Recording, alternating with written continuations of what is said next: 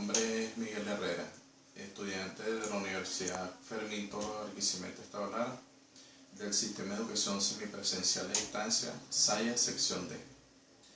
En esta oportunidad voy a hablarles de las personas, su clasificación, el fundamento legal, el estado civil y los principios de premoriencia y comoriencia.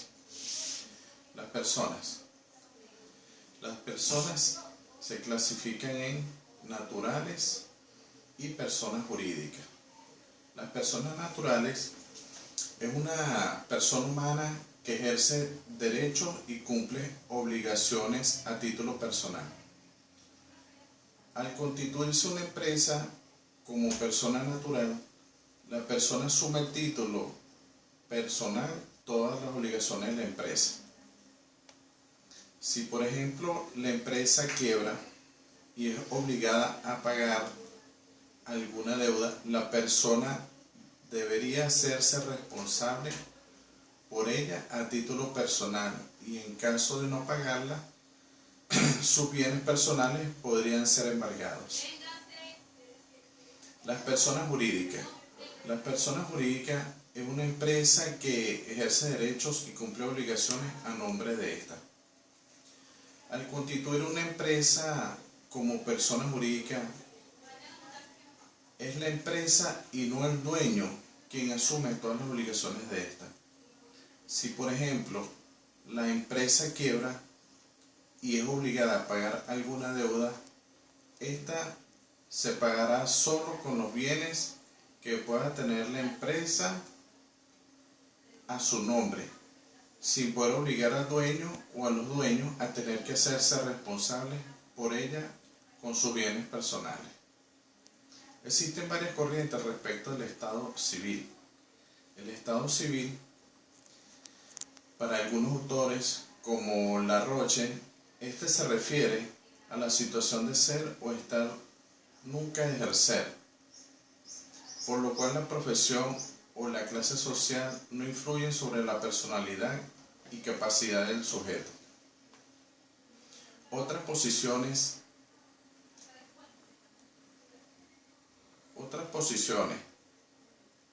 se refieren a un conjunto de condiciones o cualidades que producen consecuencias jurídicas que determinan su capacidad de obrar y que son fuentes para ello de derechos y deberes. Estas condiciones permiten determinar el lugar o posición que dicha persona ocupe dentro de la sociedad. Concepto de estado civil, concepto amplísimo del estado civil, concepción moderna, llama estados civiles a casi todas las cualidades o condiciones de las personas que la ley considera para atribuirle efectos jurídicos. El estado civil es el conjunto de cualidades o condiciones de las que derivan consecuencias jurídicas. El concepto amplio de estado civil, concepción moderna, es el conjunto de condiciones o cualidades de una persona que producen consecuencias jurídicas referidas a su posición dentro de una comunidad. Frente a la familia y a la persona en sí misma, es decir, independientemente de sus relaciones con los demás. De acuerdo a esto, el estado civil se comprende en tres estados: el estado político, status civitatis, que es el conjunto de condiciones y cualidades del individuo respecto a su posición frente a una comunidad política determinada. El estado familiar o status familiae es el conjunto de condiciones o cualidades del individuo respecto a su posición frente a la familia determinada. El estado personal o individual, status personae, es el conjunto de condiciones relativas a la persona considerada en sí misma, abstracción hecha de las demás. El concepto restringido de estado civil, concepción moderna, son las condiciones y cualidades permanentes de las personas que determinan su posición fundamentalmente frente a la sociedad, especialmente frente al Estado y a la familia. El sentido aún más restringido se refiere exclusivamente a la posición del individuo frente a una sola de las instituciones familiares, que es el matrimonio. A veces interesa determinar cuál de dos o más sujetos ha muerto primero que el otro, lo que resulta peculiarmente difícil cuando dichos sujetos han fallecido en un mismo acontecimiento, sin que existan indicios del orden en que ocurrieron las muertes. Las legislaciones resuelven el problema adoptando el sistema de la premoriencia o el de la comoriencia. La premoriencia es un deber, es un sistema, que se usa para saber quién murió primero.